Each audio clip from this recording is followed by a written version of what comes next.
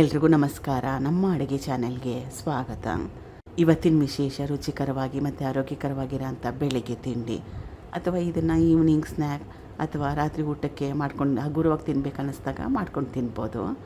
ಇದು ತೆಳು ಅವಲಕ್ಕಿ, ಪೇಪರ್ ಅವಲಕ್ಕಿ. ಸುಮಾರು ಒಂದು 100-150 ಗ್ರಾಮ್ಸ್ ಅಷ್ಟಿದೆ. ಹೇಳಿರೋ ಕ್ವಾಂಟಿಟಿಯಲ್ಲಿ ಮಾಡಿಕೊಂಡ್ರೆ ಇಬ್ಬರಿಗೆ ಒಂದು ಹೊತ್ತಿಗೆ ಸಾಕಾಗುತ್ತೆ. ಅವಲಕ್ಕಿನ ನೆನೆಸ್ಕೊಳ್ಳೋ ಅವಶ್ಯಕತೆ ಏನಿಲ್ಲ. ಬೇರೆ ಪದಾರ್ಥಗಳನ್ನ ಸೇರಿಸ್ಕೊಳ್ಳೋಣ.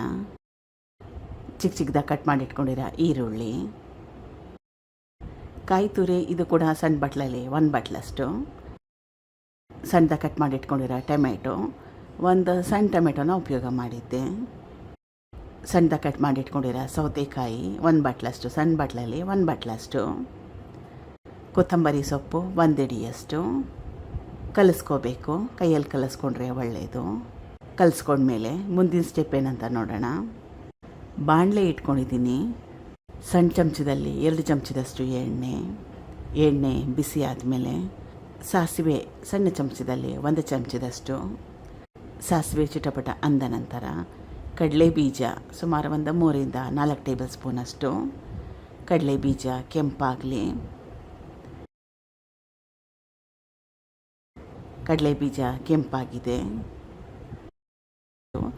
ಕರಿಬೇವಿನ ಎಲೆಗಳು ಸುಮಾರು ಒಂದು 10-15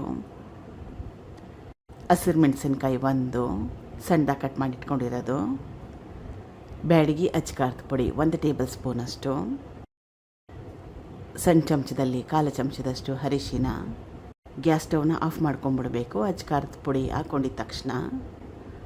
ಅಚ್ಕಾರದ ಪುಡಿ ಏನಾದರೂ ಸೀದೋದ್ರೆ ಟೇಸ್ಟ್ ಕೆಟ್ಟೋಗುತ್ತೆ.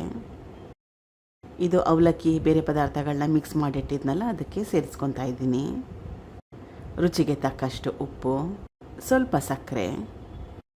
ಈ ಬಟ್ಲು ತುಂಬಾ ಜಾಸ್ತಿ ಚಿಕ್ಕದಾಗಿದೆ, ಅದಕ್ಕೋಸ್ಕರ ದೊಡ್ಡದಾಗಿರೋ ಬಟ್ಲಿಗೆ ಸೇರಿಸ್ಕೊತಾ ಇದ್ದೀನಿ. ಚೆನ್ನಾಗಿ ಕಲಿಸ್ಕೋಬೇಕು. ಕೈಯಲ್ಲೇ ಕಲಿಸ್ಕೊಂಡ್ರೆ ಒಳ್ಳೆಯದು. ಕಲಿಸ್ಕೊಂಡಿದ್ದಾಗಿದೆ. ಕೊನೆಯಲ್ಲಿ ಸ್ವಲ್ಪ ಲಿಂಬೆ ರಸನ ಕೊನೆಯಲ್ಲಿ ಹಾಕಿ. ತುಂಬಾ ಟೇಸ್ಟಿಯಾಗಿ ರುಚಿಕರವಾಗಿರುತ್ತೆ. ಟೇಸ್ಟ್ ಮಾಡಿದ್ಮೇಲೆ ವಾಯ್ಸ್ ಓವರ್ನ ಕೊಟ್ಟಿದ್ದೀನಿ. ಮೊದಲೇ ಹೇಳ್ದಂಗೆ ಬೆಳಗ್ಗೆ ತಿಂಡಿ, ರಾತ್ರಿ ಊಟ, ಈವ್ನಿಂಗ್ ಸ್ನ್ಯಾಕ್ಸ್ ನಿಮ್ಗೆ ಯಾವಾಗ ಇಷ್ಟ ಆವಾಗ ಮಾಡ್ಕೊಂಡು ತಿನ್ಬೋದು. ಟ್ರೈ ಮಾಡಿ ನೋಡಿ, ಸ್ವಲ್ಪ ಡಿಫ್ರೆಂಟಾಗಿ ಕೂಡ ಇರುತ್ತೆ. Thank you for watching. ಧನ್ಯವಾದಗಳು.